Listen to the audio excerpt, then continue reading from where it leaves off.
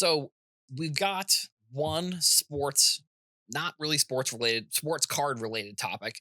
And then we're going to dive into something that I've thought has been interesting about what Tops is doing that I've seen some people talk about, but we're going to get into it a little bit. So the first thing, Derrick Rose announced his retirement before the beginning of this season, is going to be getting his number retired with the Bulls at the start of next season.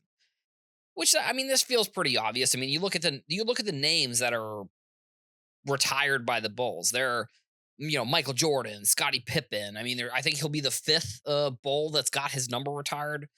And they did a funny video where they were like, "Oh, the only person that'll ever wear number one for the Bulls again will be PJ, which is Derrick Rose's son." So I think Derrick Rose, unfortunately, he first of all, he probably would have been one of the best point guards of all time if he hadn't gotten hurt and missed 200 games over the course of his fourth through sixth season.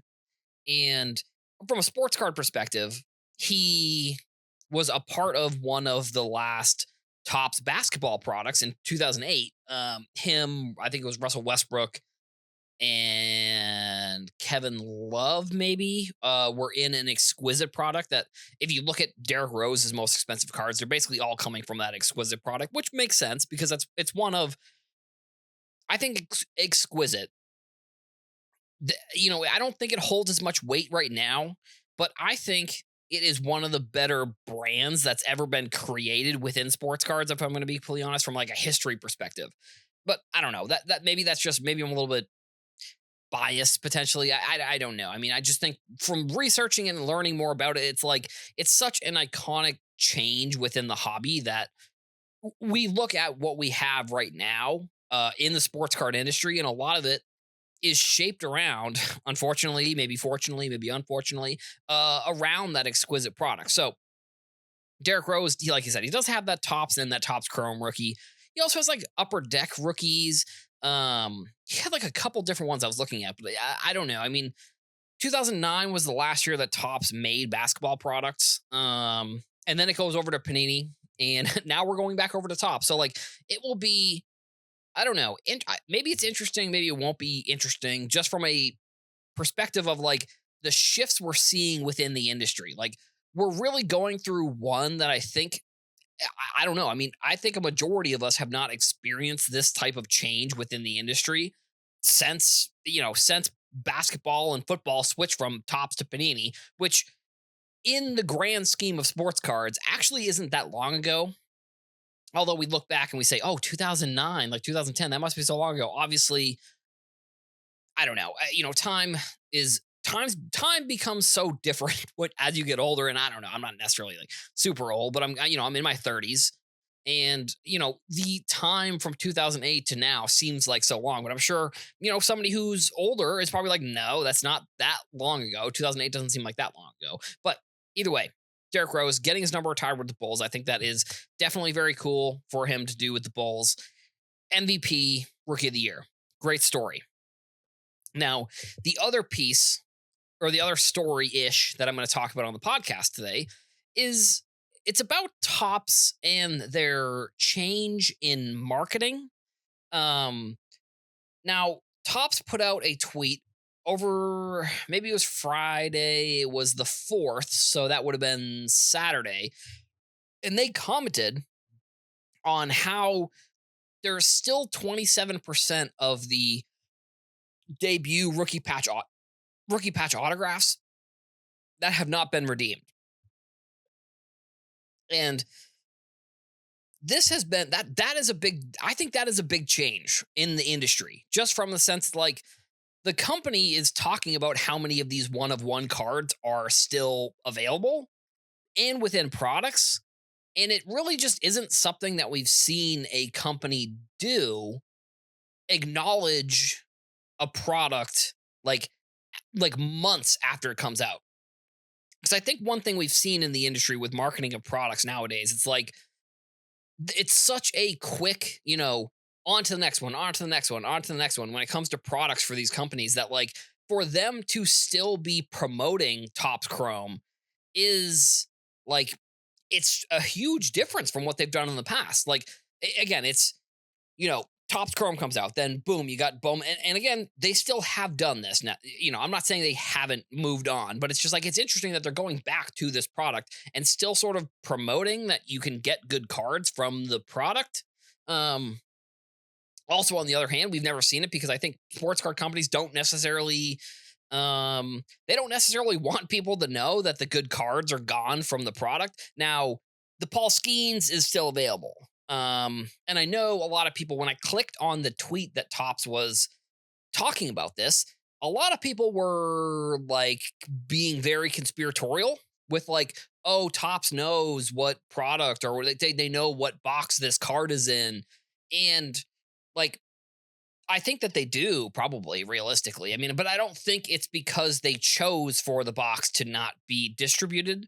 Like, I think that they know, like, I kind of in picture, like, in my head, I imagine, like, when the box with the Paul Skeen card goes out, they're all going to sit around the warehouse and like clap because they know that that's the card that's like getting people to still buy this product and get people to want to open this product. And obviously that's sort of like I'm being a little bit of it's a little bit of a joke obviously because I don't think that's what they're doing. But like to say that I think nobody knows where that card is, I don't think that's the case. Like I'm based on the fact that what these card companies do, I just don't see how they don't know that this Skeens card is either somewhere that it hasn't been opened or that they still have it and they're trying to promote people to open the product. So I don't know, maybe they're trying to promote people to open the product so that way they can send this card out potentially. Look, I don't know. I don't think they're not. I think that they know that it's not out, but I don't think that they know. I don't think they know because they chose for it not to be out. That's what I'll say about the card. Um, and the other kind of interesting piece that they did over during the World Series and the changing of the marketing strategy potentially. I don't know exactly. And there are some social media people that now work at Top, so maybe they have chosen to do this strategy differently. But the one other thing they did during the World Series was they were promoting the secondary prices for players that were playing in the World Series, like saying like, "Oh, this player had a card that sold for this much. This player had a card that sold for this much," and it was like the highest those players had ever had. So it was like the best players in the World Series and what their most expensive cards were. And on one hand, I think that them talking about the secondary market is good, but I also don't feel like they're being responsible in a way when they're talking about how much these cards are selling for, because I think that that type of marketing, for example, there are going to be people who don't know anything about sports cards and are going to try to get into it and they don't know what they're doing. And they're just like, oh, well, we just saw Top say that there was a Mookie Betts card that sold for like $300,000. So we're going to try and buy some Mookie Betts cards. And, God forbid somebody goes and they try and buy, for example, they try and buy a product that has some of these big Mookie Betts cards in it. And they just, they go out and they spend the money or either they buy the wrong thing. But it's just interesting that Tops is they've done some big changes with what they are promoting within their Twitter, I guess. I don't know. I mean, I think Twitter is, although I have a love-hate relationship with Twitter, it I think is still one of the better. That's where I get all my sports card information. If I'm going to be completely honest, because there's enough people that talk about sports cards and enough people that put out stories that that's just where I get most of my information. So again, this is Tops changing the way that they've been promoting these cards and their products on this big social media platform. And I don't I guess on one hand, I'm like, okay, well, that's good. They're acknowledging that there is a secondary market because feel like for so long there was just like, you know, I think Panini did a good job a few years ago when they were just like basically reposting everyone that was posting about them. Um, but I think in sometimes they would talk about prices, but for the most part, it was just like, oh, somebody posted a car and they tagged Panini and Panini would retweet it or they would post on their Instagram. That I think was a good idea. This change of strategy for Tops where they're promoting not just people talking about their card, but they're promoting the prices of their cards. it's a big change, and it's probably good for the company. But like, if it's good for, I think the people who are newer or they're seeing the headlines, I don't think it's. I think it's a little bit deceiving to promote that these certain cards sell for this amount, because I think people look at the number and they would say, "Whoa!" But and then again, maybe this is just me overanalyzing things. But if I were Tops, I would figure out like I would do the same strategy, but figure out a different way to communicate the information.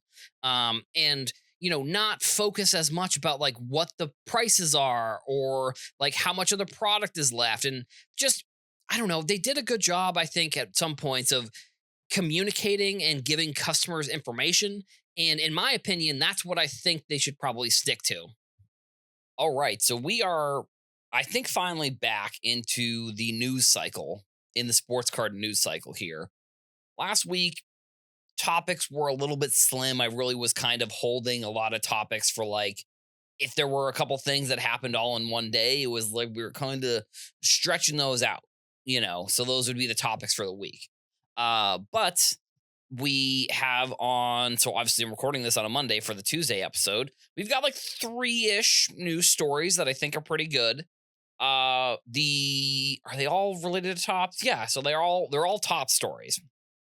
First one is going to be, they announced the cover athlete for Series 1 this year. It's going to be Aaron Judge, and the release date's going to be February 12th. We haven't seen the card yet, which I feel like on other episodes, or the card design at least, which if we look at the cover, I guess we can get some info from that. I mean, the cover and the cards don't always necessarily correlate. Sometimes there are elements that they use in both of them that give it, at least, you know what you're opening when you're opening these packs. And just kind of looking at some of the other Series 1 athletes, we had Ronald Acuna in 2024, and then just going backwards here. So then Julio Rodriguez, Shohei Ohtani, Juan Soto, and then Pete Alonso was the cover one athlete in 2020.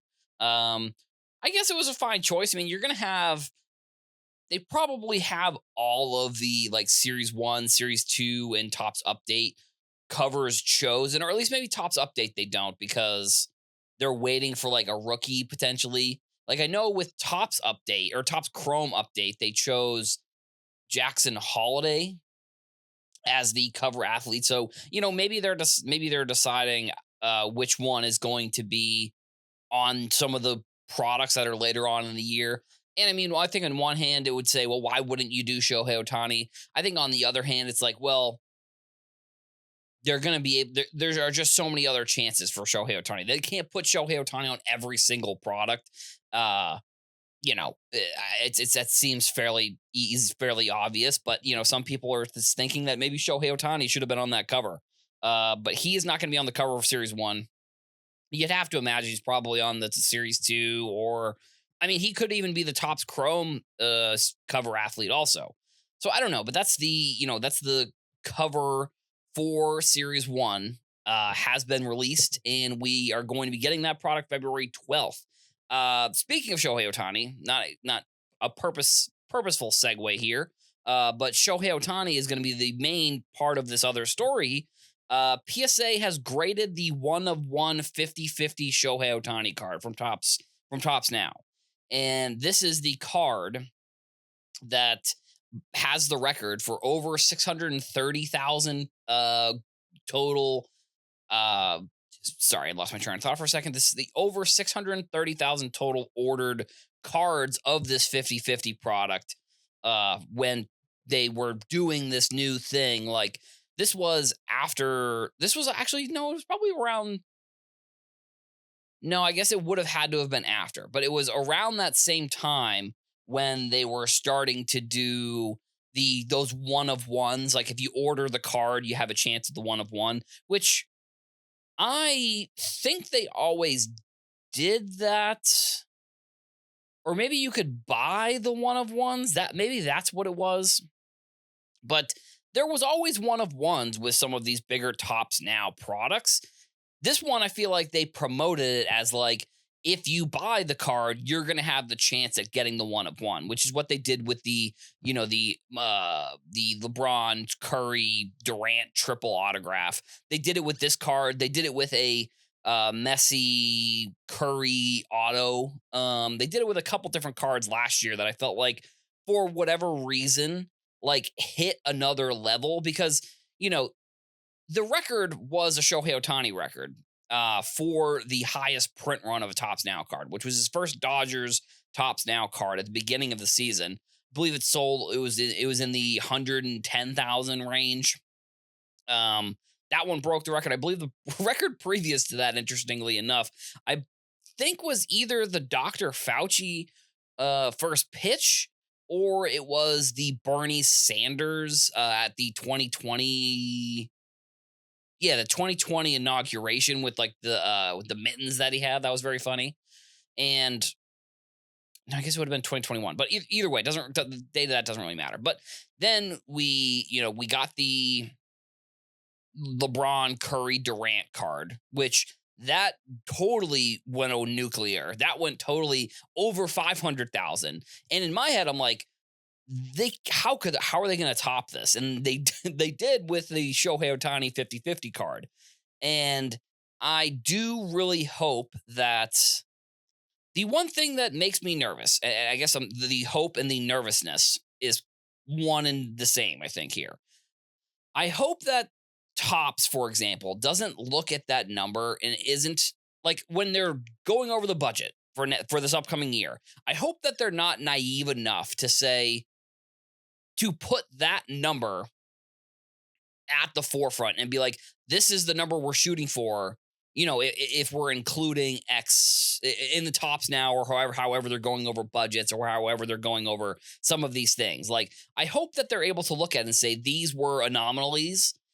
These were things that we don't really predict will have an opportunity. Well, don't really predict that there's going to be a chance for something like this to happen again. I mean, I would imagine that when Topps starts making basketball and football cards again, this was like a monster thing for Topps, in my opinion, for them to really hit gold. Like they hit the gold rush with these cards, like doing this lottery type concept. And like I said, on one hand, I hope that they don't use those as just from like thinking of like the marketing people and the people that work at Topps, like giving them this outrageous, crazy goal that sure you want to hit, but like that those cards, you hit pay dirt with those cards for real. And the other thing with that I hope that Topps doesn't do is I hope that they figure out a way to invest that money back into the company. Now, I'm not the money person here at Top, so I'm not going to sit here and say I know what they should be doing with the money. But like the chances that they ever, like almost on back to back promo releases like this, hit like these crazy numbers is very unrealistic. So I'm hoping they say, we're going to take X amount of whatever the profits were, which is the normal profit we get from Tops Now. The rest of it, we're going to figure out how to use that for other products, or we're going to invest it into, maybe a different type of platform or a different type of thing to help the sports card industry. Because like those were two of probably the most successful. Those will probably be the two most successful Tops Now releases of all time. Like I don't know what they would be able to do. I don't know what they will be able to do, or what they would be able to do to recreate those things. I don't see how that's possible. And the last story we're going to talk about is, in my opinion, the biggest card from Bowman Draft has been pulled. Brewtown Cards, which like this, I think some of the Slabstocks people have worked with in the past, out in Milwaukee, I believe. They hit the 1/1 Travis Bazana Superfractor autograph. Oh, and wait, sorry. I think I forgot to mention that the Shohei Ohtani card was graded. That's what it was. Maybe I mentioned that at the beginning, and it got a PSA 10. I think maybe I did forget to mention that. I may have potentially. But so the 1/1 Travis Bazana Superfractor autograph has been pulled, and that's probably the biggest card. I mean, the or Corglion card is probably also going to be a very big card as well. But for right now, that's that Bazana card is the biggest card. And one thing that was sort of interesting also that I saw over the weekend was Topps was talking about the debut patches and the percentages. I talked about that a little bit on yesterday's podcast, but they included there was a tracker. There's one Twitter account that's been doing a tracker. And from what I saw, there was there were other people that have been doing trackers that were like, hey guys, we've been doing trackers too, which that's completely fair. Like there's people who have full on accounts that are like, and that's where I saw this. I believe I saw it on the Bowman 1 of 1 account, which tracks all of the 1 of 1 Bowmans that get pulled, like this one, the Bazana card.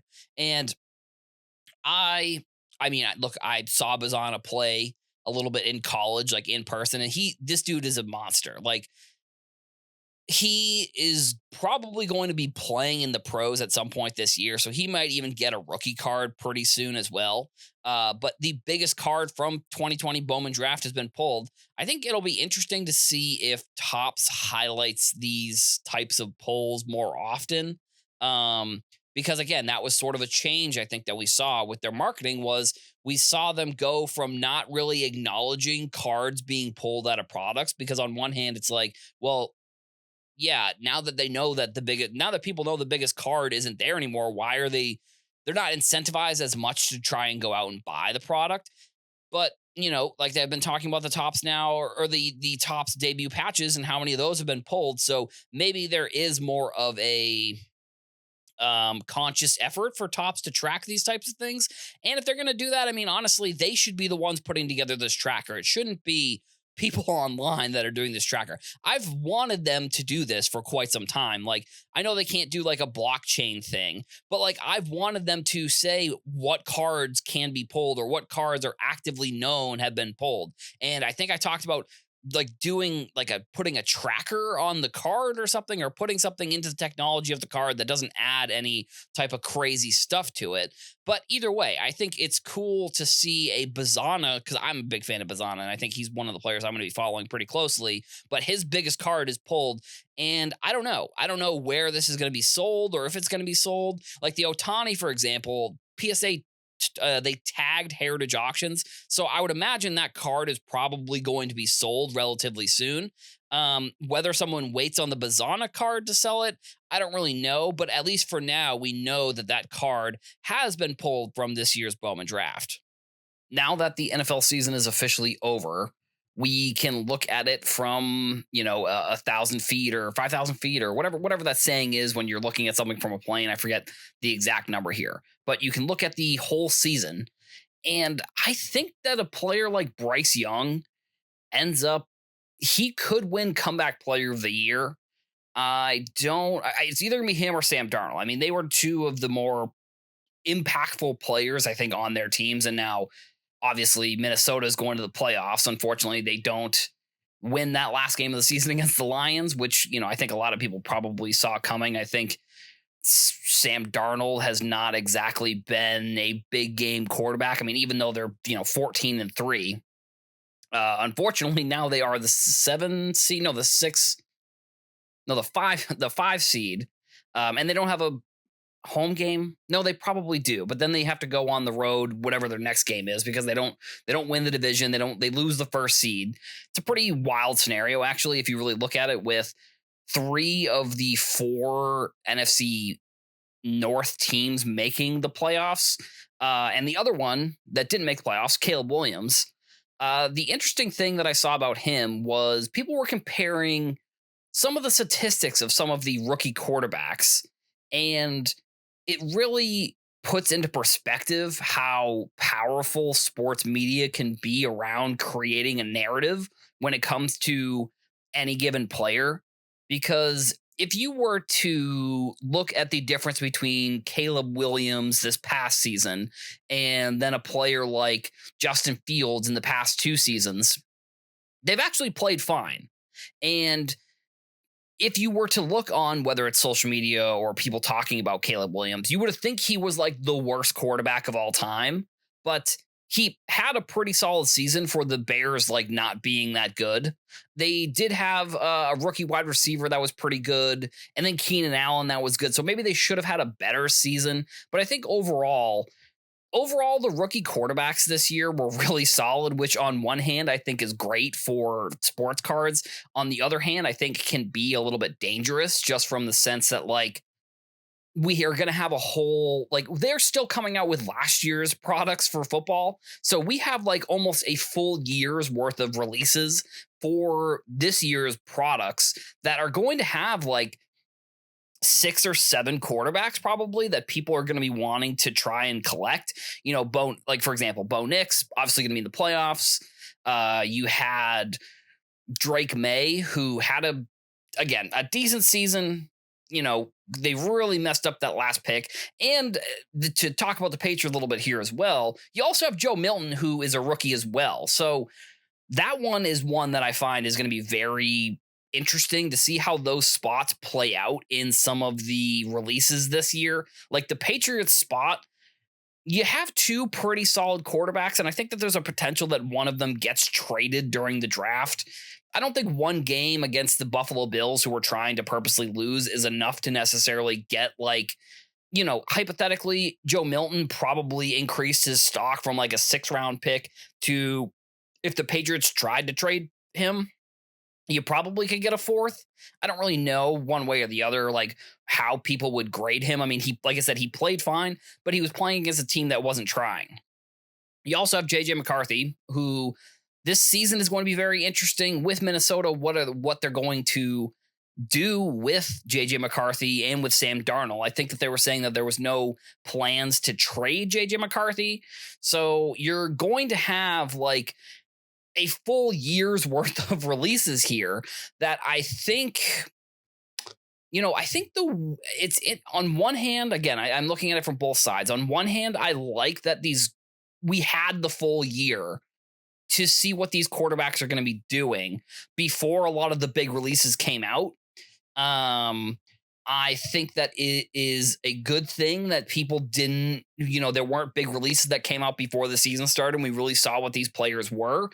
I also think that you can't really tell one way or the other during a rookie season if that player is going to pan out to be what you're looking for him to be. Now, with these full year of releases, or with like essentially the full year of releases, you are going to miss a lot of the autographs because majority of these quarterbacks, similar to the previous year's draft, they just don't have autographs in Panini because they have exclusive the Topps licenses with those players. I think Bo Nix, Caleb Williams, Jaden Daniels, is another player. Oh, so he's also going to be playoffs. Another player where, I worry that the prices of spots and breaks and the box prices for football, because the rookie class was so strong in their rookie year, are going to be similar to the way that like the Zion Ja year for basketball were extremely hyped up. And again, a lot of them played well towards the end of the season. So what I think ends up happening there is people are going to hype up a lot of these players, which I think some maybe are warranted, some are, well, I guess we'll see. I think they all performed above what people thought that they would. I think Caleb Williams was kind of a question mark, I think, for a lot of people as that first overall pick from last year. I think Bo Nix was one that people didn't really expect really to go on this crazy run. And he even is going to be competing, I think, with Jaden Daniels for Rookie of the Year because of the run that he went on at the end of the season. He was like the 4th or 5th highest total touchdowns for any quarterback, not just rookie quarterback, any quarterback this season. And then obviously Jaden Daniels, he had running and passing touchdowns as well. So I'm happy that I guess we're going to go through another cycle within sports cards where there's going to be a lot of exciting rookies and exciting players to get rookie cards of. I hope that the prices don't go too out of control this offseason with some of these breaks and with people getting excited for the players coming up in the next season. I think with Prism out, that's probably good. I think if we had gone however longer without Prism. And, if hypothetically, if the Broncos or if the Washington Commanders had made any type of run, I mean, I really think we're looking at those cards like seeing some all-time highs in their careers, if I'm going to be honest, because I think ultimately what does happen is after players' rookie season, sure, I think some players do end up sticking around the prices that they are, but I think with the class that we have, we are looking at a lot of players who are going to have all-time highs from their rookie products in this past products that are coming out, and then the products that are going to be coming out in the future, because they had such good seasons that I think a lot of people are going to be getting into football breaks. And again, on one hand, Panini, it's good for them, I guess, that they're going to have the football players in their last few years of products.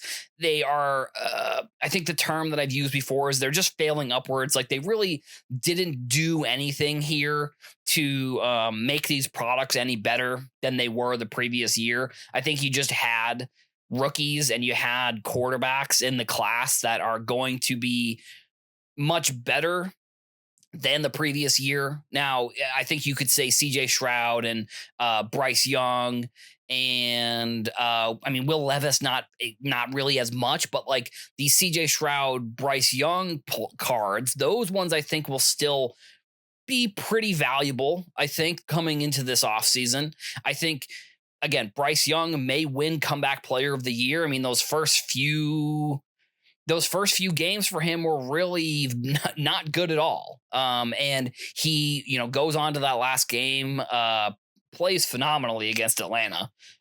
And when it comes to sports cards, I think some people have a bit of a short memory span. I don't know if that's exactly how you would say it, but they have a short-term memory. And they're going to base a lot of their opinions and thoughts of players on what happened in the last game or the last few games of the season. And they're not going to look at the whole landscape of the season. So for a player like Bryce Young, I think a lot of people are going to say that he could be like a superstar potentially because he had a really solid end of the season and a really bad beginning of the season. I think playing for the Panthers, they're really going to have to do some revamping of that roster for them to really sustain any type of success, whether he's a part of the offensive rebuild. I think obviously he's going to be the quarterback. Now it just is going to come down to who they want to go out and get.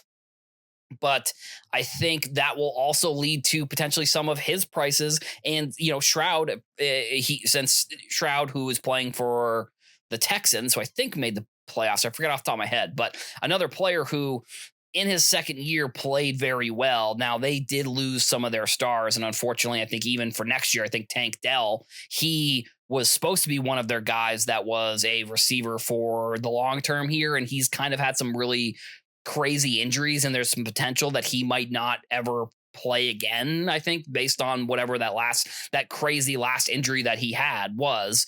But I think for football cards, that's obviously really good for the market. It's good for market, it's good for Panini. Is it good for people who want to buy these cards for a little bit cheaper? Obviously not. But I think ultimately it will lead to a cycle of people being interested in football products, which ultimately I think is good for the market. And I think it's good for sports cards in general. I think we may need to potentially be thinking about Tops Now cards in a little bit of a different light, potentially. Because it seems like they are totally switching. And I think on a podcast, maybe either yesterday or the day before, I talked about that I wasn't sure how the one of ones were working for Tops Now cards. And when I was looking back at some other Otani cards, you could just buy the one of one. Like they would sell the one of one for, I don't know, I think it was like it ranged in price, but they were in the thousands of dollars for the one of ones. And now, I mean, this seems like a random move, to be honest. And I'm wondering how calculated it was, because the big one of ones, sure, they could sell those for whatever it ends up being. Like what, if it was $5,000, $2,000, $1,000, whatever the one of one was. And that's all that they could make from that card. And then, they had the five, number to 10, number to 99 or whatever. And they would sell those for less and less, cheaper in term money wise. And now I think we are going to be going into an era where every single tops now drop is going to have this one of one. And uh, I think it's good because it gives everyone the opportunity to get these cards. And this is also similar to what I talked about earlier this week. Sorry, I just mentioned that. Sorry, I meant to mention the thing I'm going to be talking about on this episode is going to be basically about the WWE card. So I think I talked about this when it was announced at the beginning of the year. So like the first or the second, probably. There are now WWE is going to be made by Tops, and they are releasing their first set of this year's Tops Now cards, basically based off of the first episode of Raw that was on Netflix. That if you've been, I don't know if anybody follows wrestling as very closely here, but I think what they are going to do is they're going to continue to expand that concept of the parallels and the one of ones, because if they have WWE and now the WWE is on Netflix, I think it I guess it should in theory reach a broader audience now that anybody can watch it on Netflix, and you don't have to have like cable, or you don't have to have any other like different different cable packages to watch all the episodes. For Raw, for example, it's going to be on Netflix, and it was the most watched TV show of all time, breaking the Squid Games record, which I guess is not. I think the move is this probably proved that the move was a good idea for anybody at Netflix, anybody at WWE. But what this means basically is we're going to be getting like one of ones. Like there's a John Cena one of one from a piece of the memorabilia that he wore, and or the piece of one of the shirts that he wore on the show. Or was it the shirt? Wait, hold on, I have it right here. No, it was. I think it was maybe from his pants. No, it had to have been from the shirt, or maybe it was a tag from something. But there's going to be one of ones and relics in these. Basically, look for auto relics, look for autos and relics, look for autos on all of these Tops Now cards. There's also going to be a one of one Rock Roman Reigns card. And that one's also going to be, I believe, the first dual Rock Roman Reigns card of all time. So that's going to, I don't know. I don't know if these are going to break like the Otani and the triple LeBron, Curry, Durant autos, but they're going to break a lot of records. Like this new version of Tops Now, like I said, is going that shift this past summer, I think is going to I think it's going to do two things. I think we're going to see a big shift in how people view these types of cards, the Tops Now, which, I mean, I've been talking about how Tops Now, I think, is a really good concept. And now that they've figured out a way, I think, to make the concept and make the cards more mainstream and I guess more desirable. I think that's great. I would probably like Tops to block eBay sellers from selling these like pre-sale cards, because one thing that I've seen a lot of is like you can order them probably a little bit cheaper on eBay. You can order a bunch of them from people that do pre-sales of the Tops Now cards. And essentially what they do is then they just put in a bulk order. And then when they put in the bulk order, they also have ones that they're ordering for themselves. And then they just take out all the relics basically. Because there's no at least from my understanding, there's no way to tell when you've ordered from an eBay seller if you're actually ordering any of the relics. So, granted, if you're buying from eBay, if you're buying these cards from eBay, just assume that you're just buying the base card, that you're not giving yourself an opportunity to get any of these relics or any of these autos. So just know that. And I think so. That first point is I think people are going to look at the Tops Now concept a lot differently. And two, it's just going to be that now this, in my opinion, could lead to something that is more of a regulatory thing, because although sports cards and like breaking boxes is very similar to the lottery and very similar to gambling, This is like literally like you're buying a lottery ticket from Tops, essentially. That's what this is. So I feel like, I don't know. I'm wondering if Tops is going to have to do this or if they're going to be made to do this. Like, if you have to be over a certain age to order these cards, because I just don't see how anyone can really view this new concept any other way other than like you are essentially you're gambling on Tops Now cards.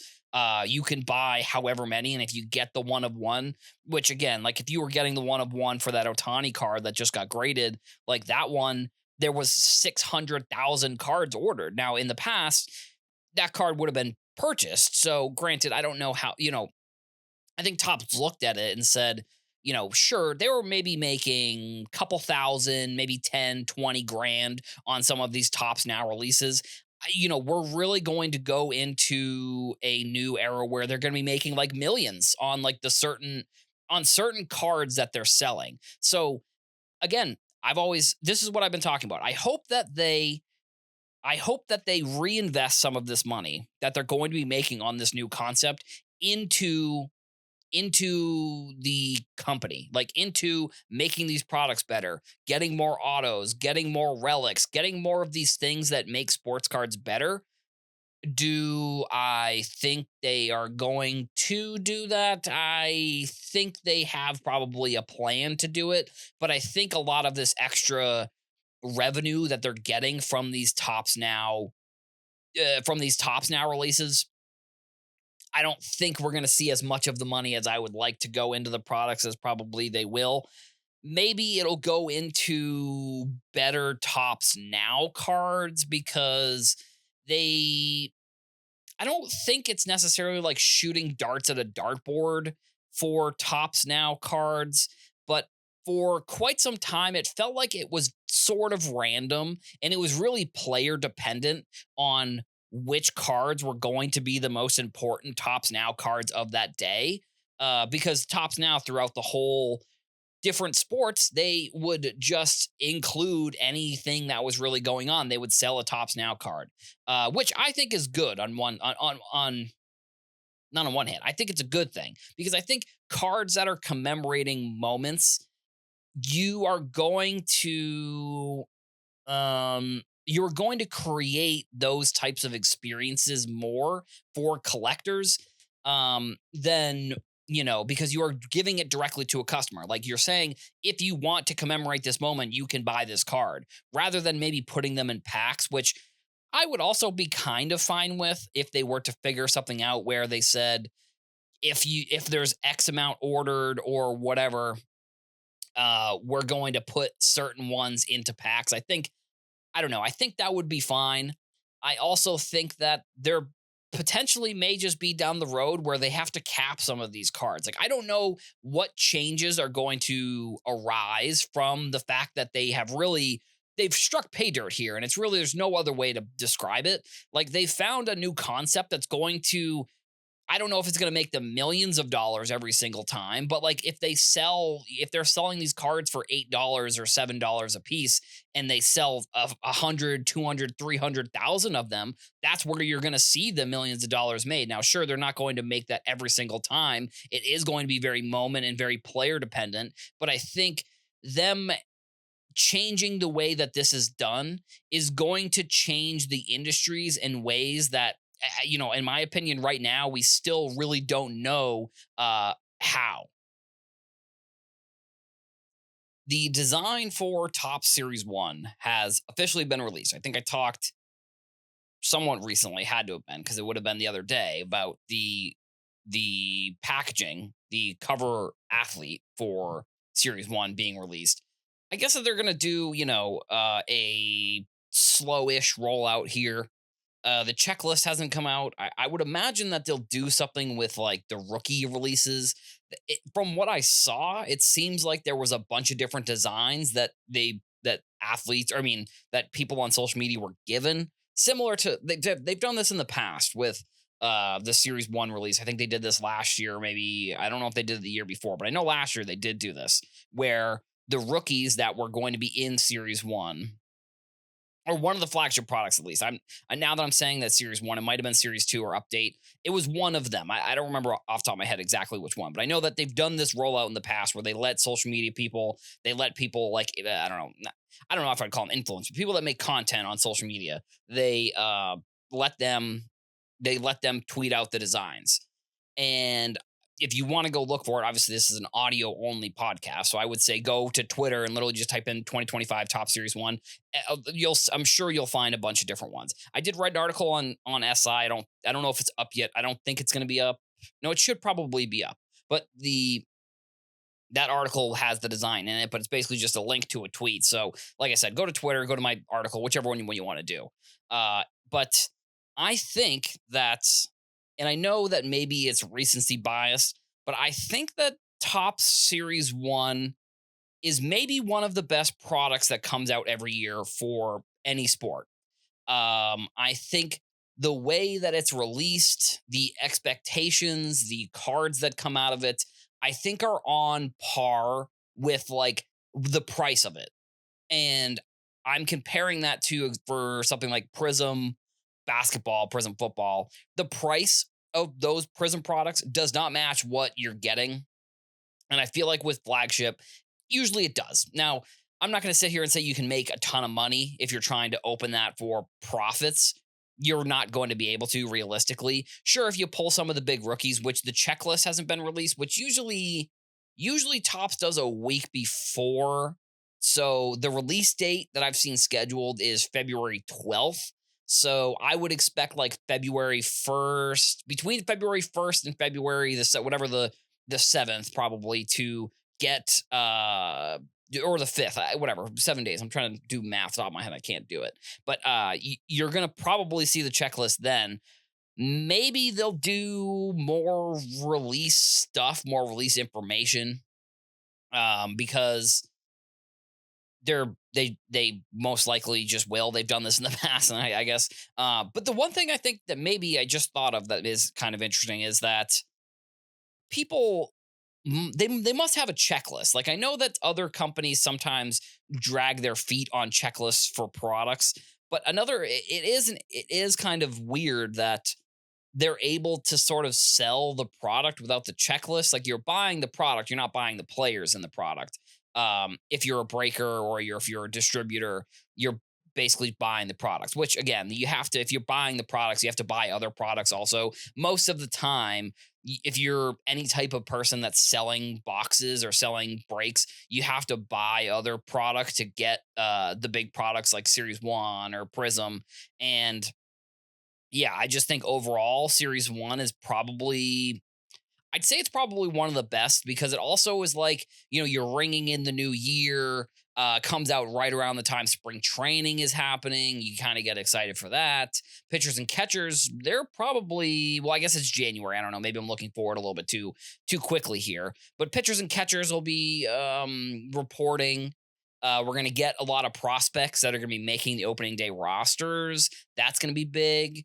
And the other reason why I think that the flagship is one of the better products are the parallels that come in there. Now, I was comparing Series 1 from last year and Series 1 from this year, and they did get rid of some of the parallels. So they got rid of the Father's Day and Mother's Day parallels, which those were numbered to 50. And then they also got rid of the black number to 73. I think each year they must add one potentially. Yeah. I think that's what the black parallels were. It was every year because I think in a couple of years ago they were numbered to 70. So it's similar to the gold numbered parallels that are numbered to the year.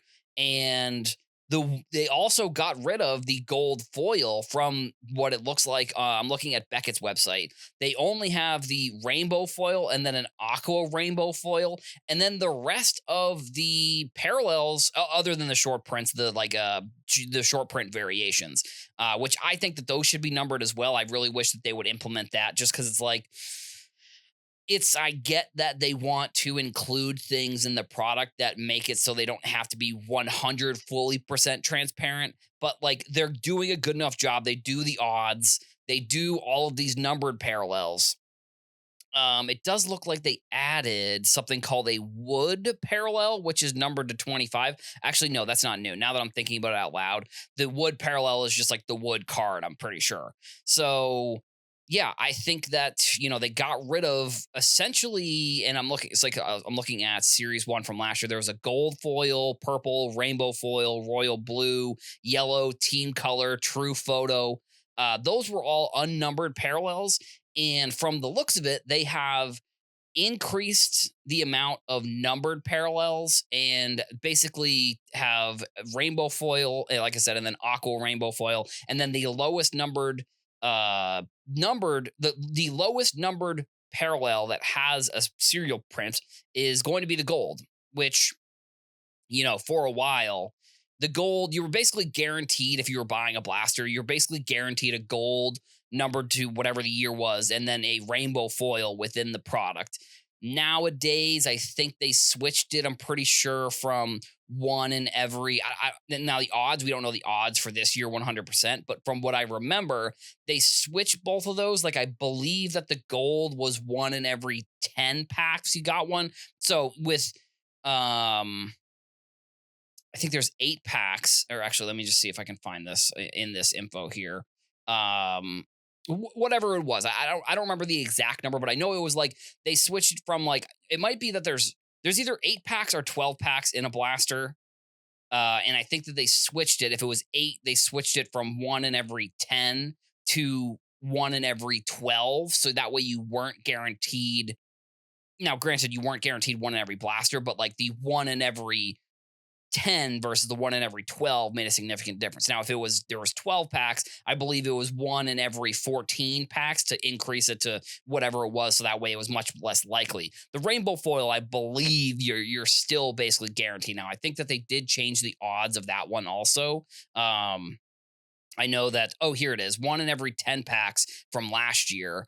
And then, yeah, like I said, they didn't put the odds here for what um the gold numbered parallel was. But last year they had a gold foil that was one in every 2 jumbo packs. So I am glad that they got rid of the regular gold foil, because it's not really that it was necessarily confusing. I just thought it was unnecessary to have 2 different gold cards all within this one product. And obviously, Series 1 is going to be super base heavy. Like, you're getting a ton of base cards, whether you're opening up a hobby box or you're opening up a blaster. So I'm glad that they got rid of one of those numbered parallel, or one of the non-numbered parallels. And it looks like, just based on the list, because I was looking, it was like 22 total parallels in last year, and then this year there's 20, which they got rid of 3, but they must have added some in here somewhere. And maybe this, you know what? Actually, this also might not include. This might only include what is available right now. It might not include retail parallels. But from what I'm seeing here, the gold parallel you could pull just from a regular blaster pack or a regular hobby pack. So if, and I guess now I'm gonna have to say, if they get rid of that gold, then that's a good thing. If they don't, I don't love that they added it, because again, these non-numbered parallels, I think, are actually one of the bad things, in my opinion, that have happened to the hobby over the past, I don't know, couple years, is the increase of parallels that are not numbered.